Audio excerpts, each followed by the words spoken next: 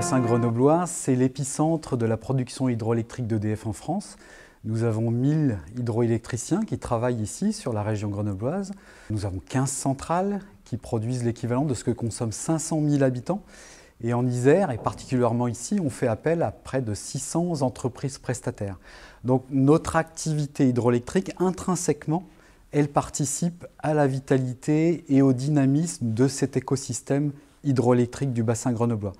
Ce qu'apporte le pacte économique local dans cette démarche-là, c'est qu'il nous incite et il nous donne les conditions pour travailler avec d'autres collectifs que simplement celui qui est lié naturellement à notre activité.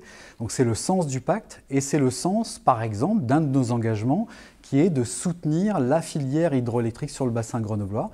Et ça passe, par exemple, par le soutien à un organisme qui s'appelle Hydro 21, qui est très dynamique et qui a pour objectif de fédérer les acteurs du bassin dans le domaine de la filière hydroélectrique pour faire rayonner l'excellence de cette filière industrielle sur le bassin grenoblois. Dans cet engagement à soutenir la filière hydroélectrique du bassin grenoblois, il y a notre coopération et l'accompagnement que nous apportons à l'association Hydro 21.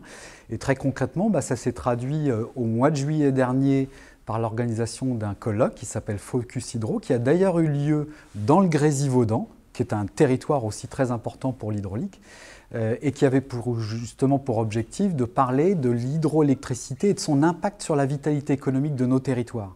Et puis le prochain événement qui sera d'une envergure encore plus grande avec 600-700 personnes rassemblées à Grenoble, ce sera l'événement Business Hydro et qui fédère tous les acteurs de la filière hydroélectrique. Donc ça donne une visibilité et un rayonnement tout particulier à cet écosystème du bassin grenoblois.